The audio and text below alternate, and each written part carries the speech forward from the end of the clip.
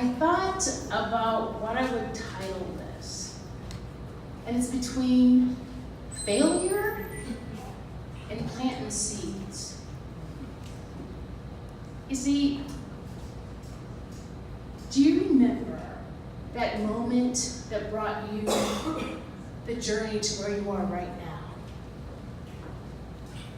What happened? Who touched your life? Who said the words that said? Have you ever thought about being a teacher? We have a spot in Vacation Bible School. You'd be great with third graders. I was only 17, planting seeds. A few years later, get to college, discover a love for theater that I never thought I would ever have in my life because I was going to be a nun and going to the Congo trying to convert the Africans.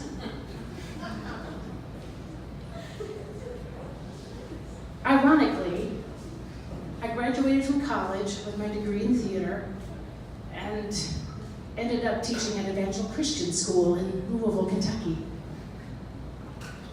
Now, in that moment, I failed a lot. You see, at Evangel Christian School, they didn't use readers, they used the Bible to teach reading.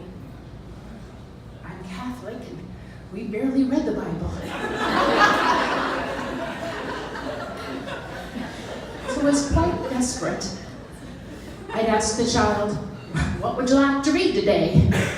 And they said, "How about the story about Sodom and Gomorrah?" Okay. So we read the story about Sodom and Gomorrah, about all those homosexuals and everything, and salt pillars, and then the next day, Lot had to drink a lot of wine and had sex with his daughters. I never knew that. I was like, you're kidding me. This is the grossest thing I ever heard in my life. We never read that part in Catholic Church, ever, not once. Oh my gosh, turn the book, turn. Let's find something else to read today. What about Song of Solomon? Okay, King David wrote that, right, or something? Okay, so, all right, sure, let's do this. This is failing, folks. This is failing. So the little sixth grader, his name said, he said it was Peter Wolf was his name. I remember that so well. He says, he starts reading aloud, "Her breasts are like gazelles running through the fields." Something like that. And again, I was appalled. The kid looks up and he says, "Is this the Bible?" Stop reading. So I was a little failed a lot. At the same time, I had sixth graders in this little Christian school, and they were pretty, I would say, hellacious, very trying, and there were occasions when they would be so bad, and I knew I had this imitation of a force that they could not reckon with. And so I would say, "Sit down and be quiet." And those little children, it was great. And then the president of the Christian school came to me and said, "We understand you do imitations of the devil." Desperate times, sir. Next time, he says, gives me this big old board. He said, "You gotta hit him." So I decided I'm not doing that anymore. We just try to work things out. Well, you see, I made some bad choices. I let them listen to secular music, and we made a play based upon things like homelessness and don't do drugs, and Whitney Houston's song, "The Greatest Love of All." But I didn't know they weren't supposed to listen to that kind of song, that kind of music, and talk about not doing drugs and being good to one another in that way. So I wasn't hired back at this school, and I failed. But that failure led me to a place called Maternity of the Blessed Virgin Mary in Chicago, Illinois. I was a little girl from where am I? Louisville, Kentucky. Sorry, I had a little moment here. And I'm getting there to Chicago and driving through the city, trying to find my maternity of the Blessed Virgin Mary School on North Avenue, right in between Humboldt Park and Cabrini Green. I hear the theme song of Hill Street Blues or some song like that. And I'm thinking about all the wonderful ways I'm going to help everyone in there.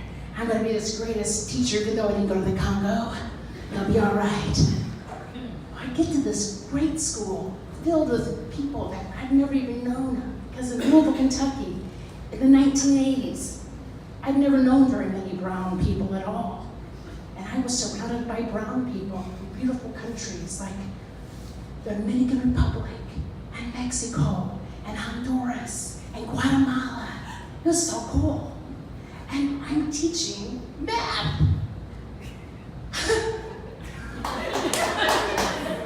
I used a deck of cards, and we did a lot of multiplication, because if you have a 7 and a 2, what's that make? 9. No, yes, that's true. That was how I taught math. It was really bad, but the kids had a great time, and I think they won a lot in poker. The most wonderful thing was here I was in the middle of this beautiful city that I had aspired to because I wanted to be on Saturday Night Live and go to Second City. And I auditioned. I went to Second City and auditioned. And I got in to their first step workshop. And I knew this teaching thing was just going to be short term. Yeah, I'm going to hit big time. It's so wonderful. I said, yeah, I like the classes, and I liked meeting people. And folks are saying, hey, you want to write jokes with me? And I said, I'm not going to write jokes for you. What's your name? Seinfeld? Just kidding. And instead, I found myself eagerly going back to that beautiful place, Eternity BVM, and working with these kids. And we broke the law so bad because we did the reader's book version of Your Good Man, Charlie Brown. And everybody's listening, and they're learning, and they're singing the songs. And I happen to know a friend who could play the piano. And we put on the very first play that they've ever done. And it was amazing. The thrill of that. Well, maybe it was better than being on Saturday Night Live. I think so.